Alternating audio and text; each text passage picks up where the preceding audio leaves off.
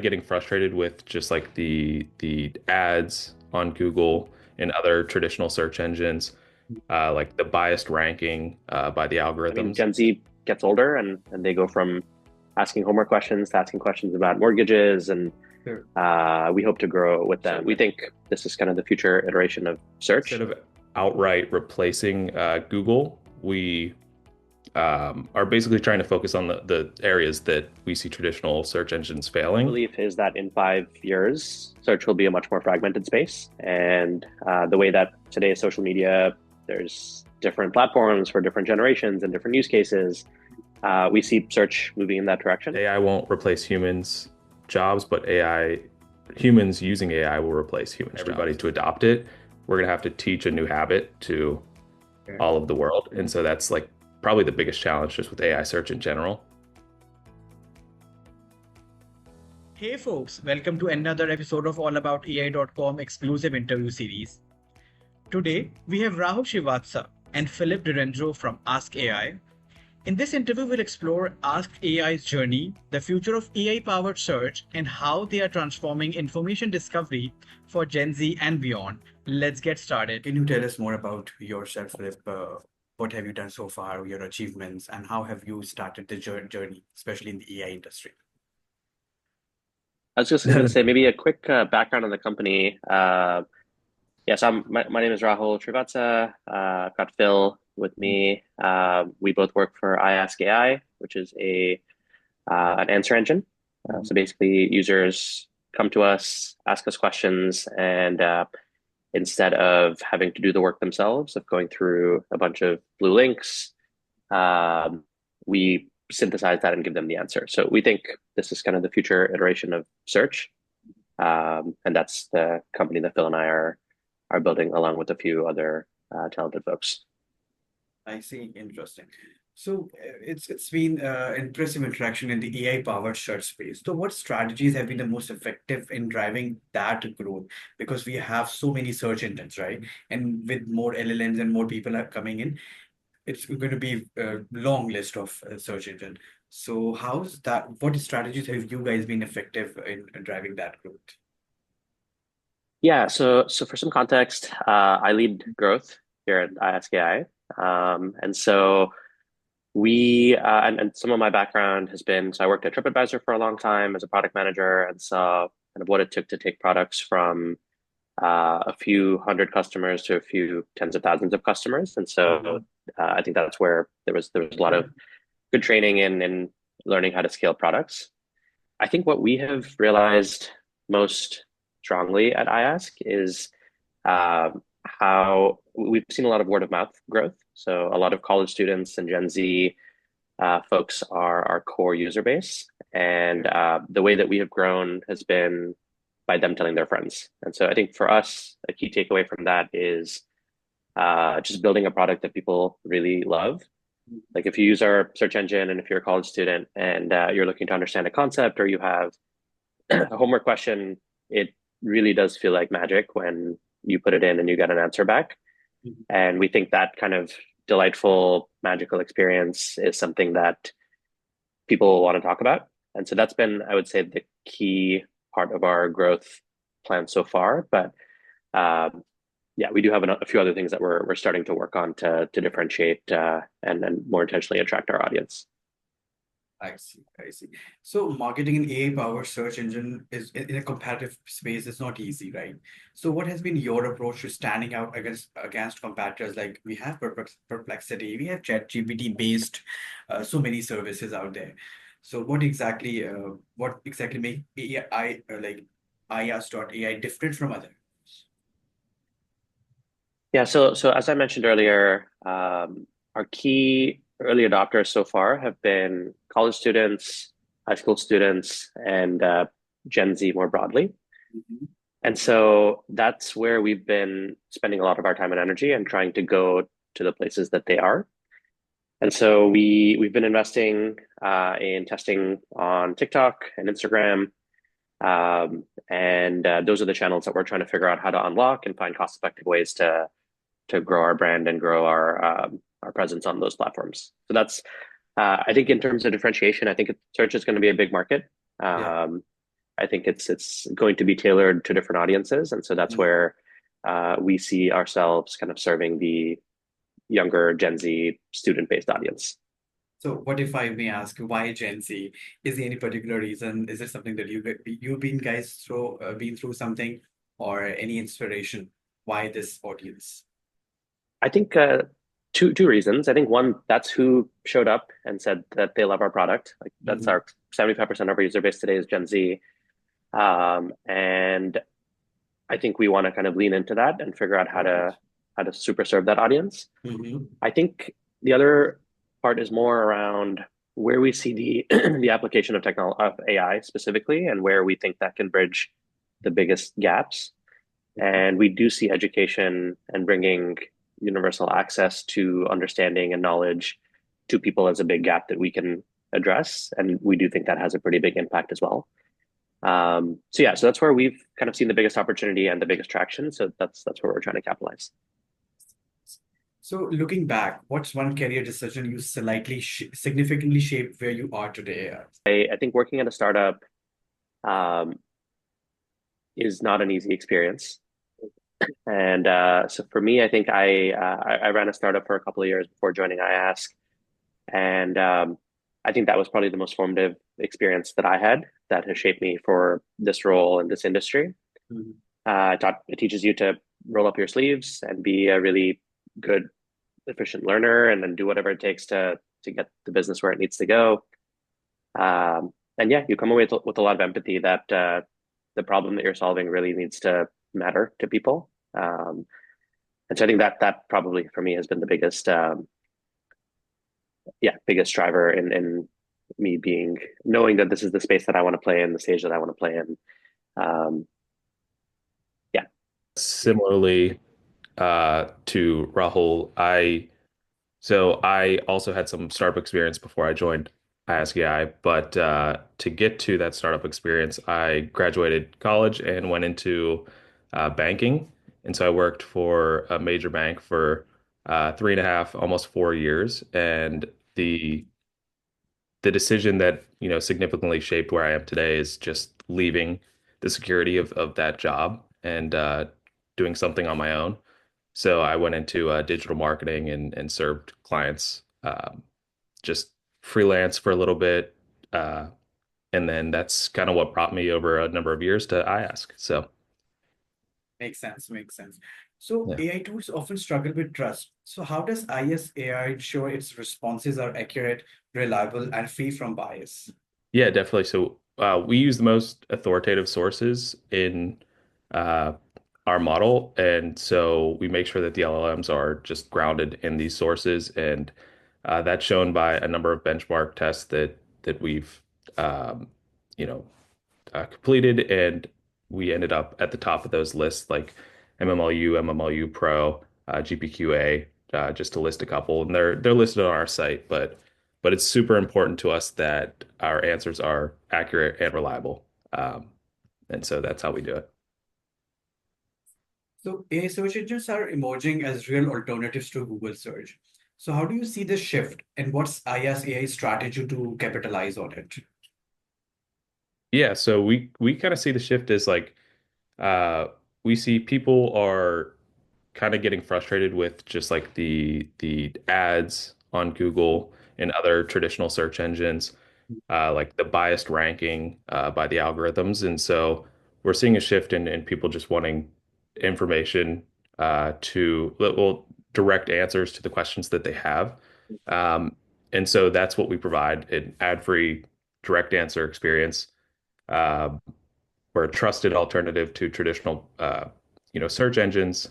And instead of outright replacing Google, we are basically trying to focus on the areas that we see traditional search engines failing, which is like context aware answers and you know more complex queries, more like science and math based queries, and those are the queries that we're seeing our users uh, search for right now. I think maybe the only context to add there is our two founders, Dominic Mazer and Brad Volkins. They spent a lot of time in search. Mhm. They have spent over 2 decades building search engines. They were there when the kind of first search engines emerged and have been very deeply in that space for a long time. So I think that kind of informs a lot of um, our approaches on this, our the way that we've implemented the platform, and kind of is our kind of like it contributes to our secret sauce as well. So that's just I think exactly what Phil said, but that's where kind of our expertise comes from in terms of how to deliver a good search experience to people. All right, makes sense. So with having a Perplexity, ChatGPT gaining traction, we have also all seen that. So what key lessons I ask learned about user behavior and research, like preferences, how people search, because your target market is entirely different and is very specific to the Gen Z and young audience. So what have you learned with, of course, with your career in your career, the user behavior and of course search preferences?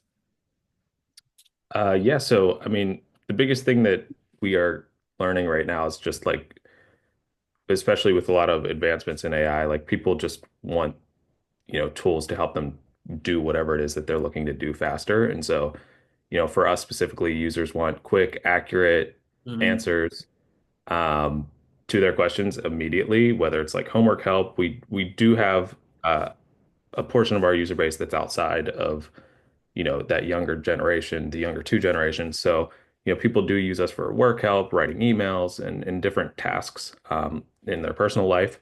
So yeah, we're just seeing that when questions pop up, whether no matter what you're doing in your life, people just want answers immediately, and that's kind of exactly what we do. Um, Yes, of course, because if everybody is more conversational, people are going towards like away from the traditional search engines because they're looking for more descriptive and more personalized answers, I believe. You're right. So, given the rapid pace of AI advancements, what challenges does IaaS AI face in maintaining its edge in evolving search landscape? Yeah, so the biggest challenge is just competitors in the market, both existing and new ones, popping up. And um, the way that we're going to continue to stay ahead of that is just by enhancing our AI model and making sure that we're providing the most accurate search experience. Um, but at the same time, for AI search to succeed, um, and for everybody to adopt it, we're going to have to teach a new habit to Okay. all of the world. And so that's like probably the biggest challenge just with AI search in general.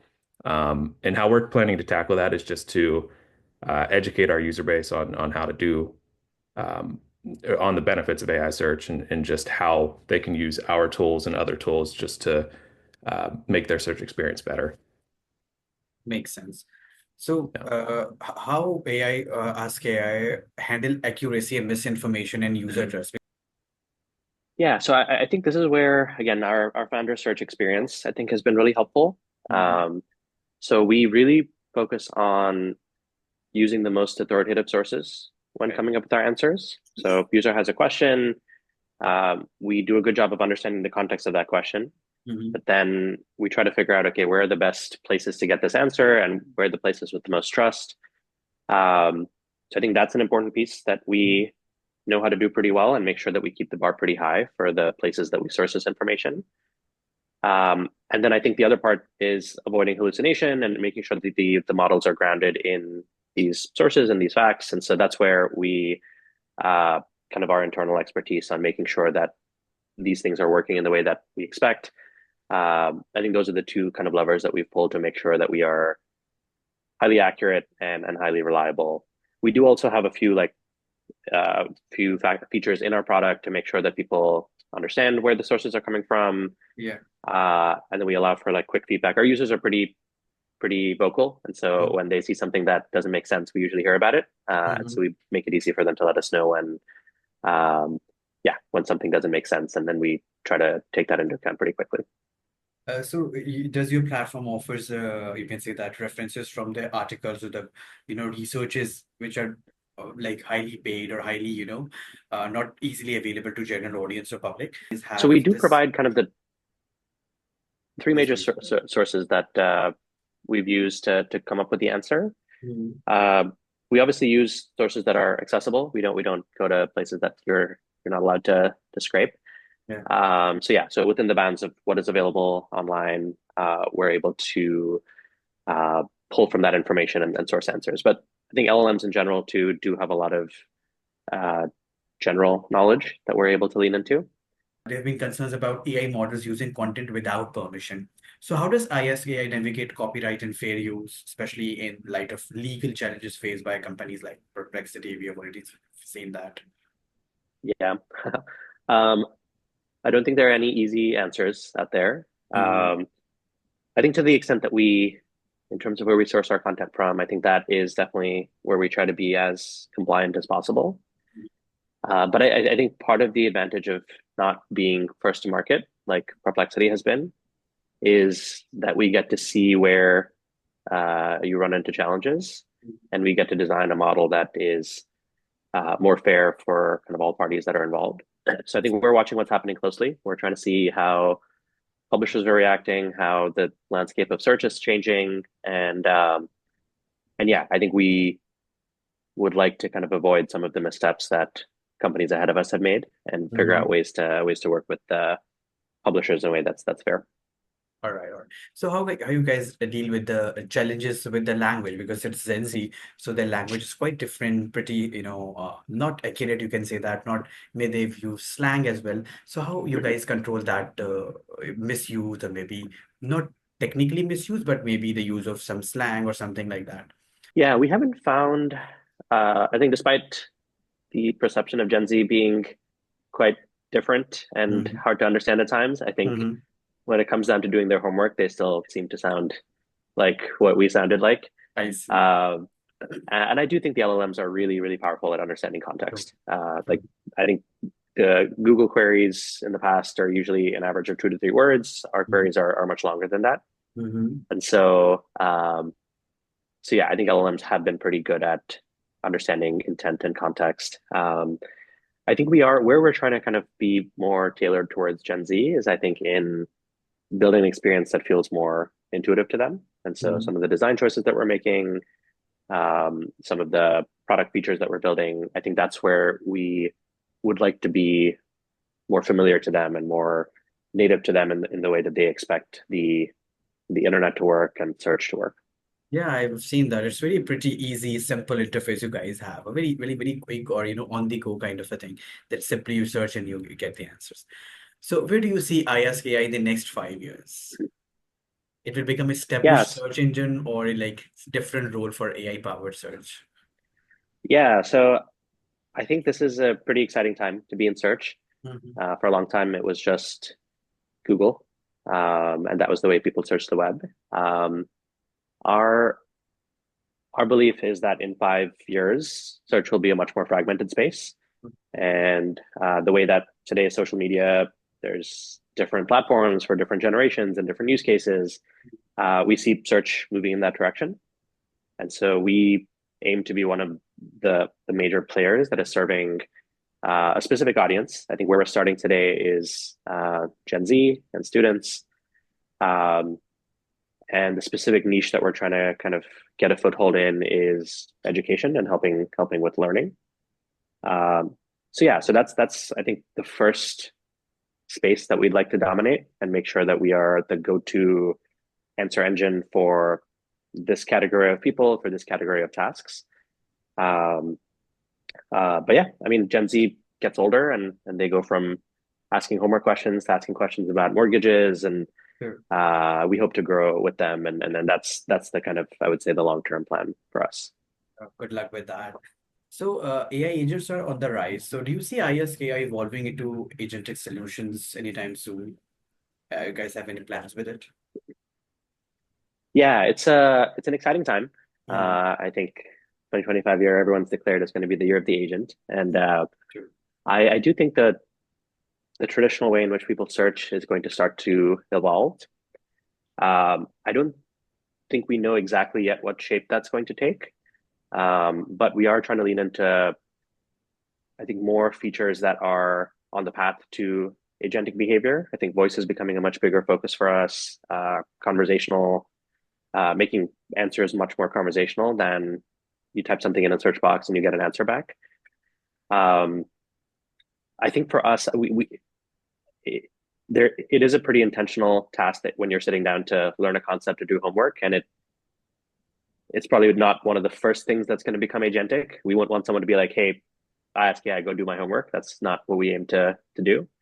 But I think where we hope to kind of take that direction is more on the like, how do we help? How do we be a partner to students and helping them learn?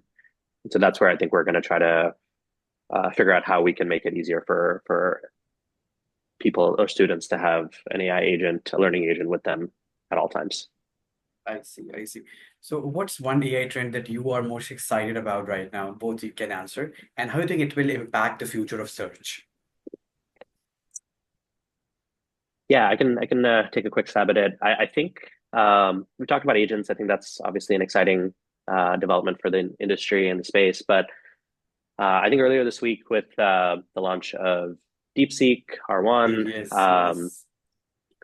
I think it's just an exciting time for smaller companies who are building applications downstream of large models. Mm-hmm.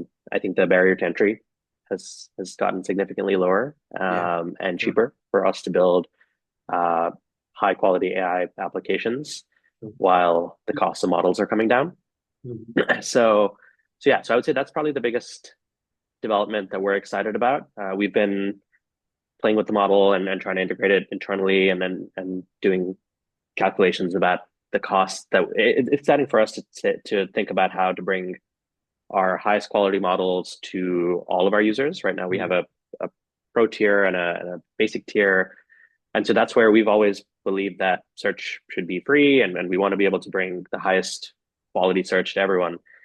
Um, and so I think with the commoditization of AI models and LLMs, that allows us to kind of bring the highest quality models to everyone. And I think user experience becomes a much more significant dimension to differentiate upon. Um, yeah, so something I'm super excited about right now, a trend that I'm seeing is something we're actually testing out, but it involves UGC video with AI. And so how that plays into AI search, we'll have to figure out. I think that's going to be tricky, but it's super exciting that just like for to test out thousands of videos with ads, for example, like you can just generate those thousand videos in an hour, and then you can have a good idea of like True. what hooks work, what video styles work, what performs the best, and then you can like scale that up really, really quickly. And so it's super exciting to see like what's happening in that space, specifically for me, working on the marketing side. So, Yeah, um, interesting. True. So, with the rise of AI agents, a quick heating debate is there in the over the internet. Will AI replace humans, like human jobs, especially AI agents are there? So, what do you think? Do you agree, or how far do you agree, or like what stance do you have on it? Uh, yeah, I don't know if we know enough to. I think there's a range of possible outcomes here. Um, I think what we're seeing is that it's currently amplifying people's productivity and people's jobs. Mhm. Um, and so that's the angle that we're approaching it from. Like, how do we make students better learners? How do we make tutors more efficient by giving them capabilities to teach more students? How do we make more AI-based tutors available to students? Um, so that's been, yeah, I think that's been our focus. And how do we make the next generation of people much more um, adaptable to a world where knowledge is easy to come by?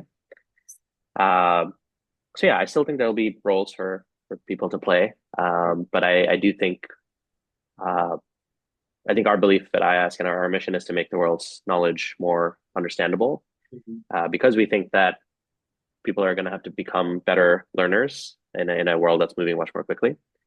Um, so yeah, so I think that's where we see ourselves fitting into this picture. But yeah, I think humans will always have things to do. We just hope to make it easier for them.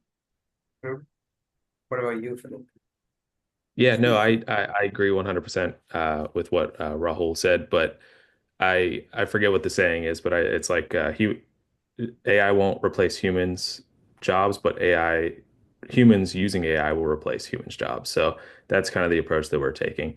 um, which is essentially like we want to build a tool that's going to help humans get ahead of humans who are not using that tool, and hopefully into the future we see AI, working well with humanity, and I don't think it's going to be taking over everybody's jobs like some people do. Agree, agree. So I have just a couple of questions, like a rapid fire kind of a thing. I think Philip would be more interested to answer because it's more of a marketing thing. All right. So if you had to describe ISKI in 3 words, what would be that? I would say accessible, accurate, and just information. What about you, Rahul? Um, Definitely accurate knowledge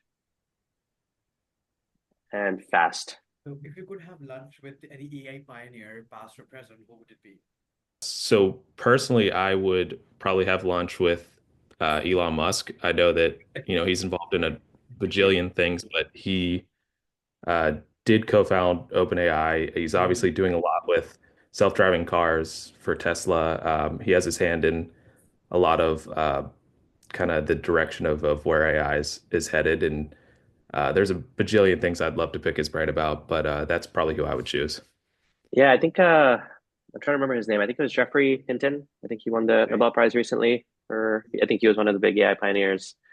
He doesn't seem very excited about the future of AI. And so it seems like an interesting person as a founder of the space to talk to and understand that perspective a little bit more firsthand. See, I see. So what's the marketing campaign, AI or non-AI, that you've seen? So my one of my favorite marketing campaigns, personally, is the original Shot on iPhone campaign. It was from like 2015, I believe, and it drove something like I don't know, 70 million interactions, like shares, Yeah. comments, etc. Wow. But and it generated 100,000 like pieces of content that were created and shot on an iPhone and shared, and it was just like way before its time, where UGC is huge now in basically every industry, but then it wasn't. And so it was like the first large scale campaign involving like user generated content.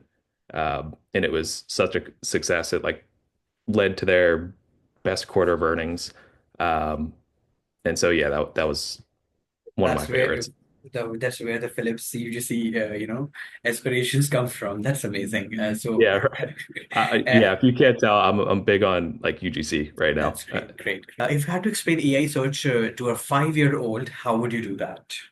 I would just say that AI search is like your magical robot friend that knows absolutely everything, and you can ask a question to, and it'll give you the exact answer. Amazing. That's cute. Cute enough. About you, Rahul? I think that's a good way to put it. Mhm. Yeah, I think 5-year old. I think robots are a good analogy, and yeah, it's just a place that you go to get answers. And if you're curious about something, maybe curiosity is a good word to use with a 5-year old, because I think that's a good place for them to approach this from. All right, all right. That's all from my side. Anything you would like to say about I ask for those who are looking for students, and of course for those who are looking to get an AI search engine for their careers? Yeah, I would say check us out, AI. Mhm. We are pretty proud of the work that we've done, and we have over 1 million searches a day on our platform. So a lot of people using it and getting value out of the product. Especially if you're a student, come by and we have our best models, iAsk Pro, uh, available for free for students for a year. So we think that's the best deal on the market for any AI search tool at the moment. And yeah, keep an eye out over the next few weeks and months. We are building a lot of cool features that are focused on helping students and helping them learn. Um, so yeah, we're pretty excited about that, and we'd love for people to try the product, and we hope that we can make ourselves kind of an integral part of the student learning journey. Anything from you, Philip?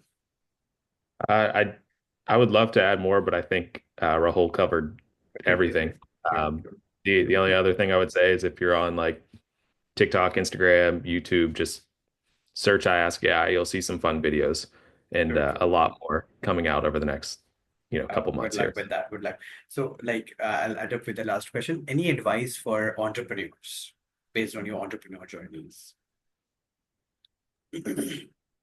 Yeah, I would say this is a really exciting time to build right now. If you've ever been on the fence about whether or not to build a company, uh, I think this is as exciting a time as any.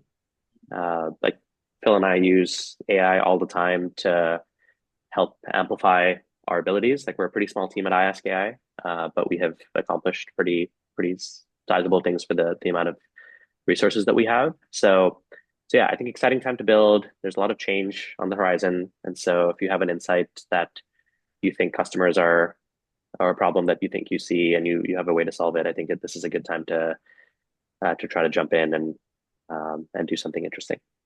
All right. And you Thank you. learn so much from the process. So True. uh, We'll definitely share with our audience. Yes, anything from you, Philip? Uh, yeah, I would just say for any entrepreneur out there, even if you're not finding success right now, just continue to push forward and keep trying. Because there's a quote by like Warren Buffett or something, but I believe it is 99% of businesses fail. There's that stat that like everybody talks about, but like 100% of entrepreneurs that keep trying succeed. So just keep trying. Maybe it's not your first business, second business, third business, but something will work if you just keep at it. Um, so yeah. Yeah, interesting. We'll definitely share with our audience. Anyways, thank you so much for your time, Philip and Rahul. It's great to have conversation with you, talking about iAsk and other things. We wish you good luck for all your endeavors, especially iAsk and all whatever you have on your plate. Thank you so much for your time. Thank you and so then much for your time. yeah, thanks so much.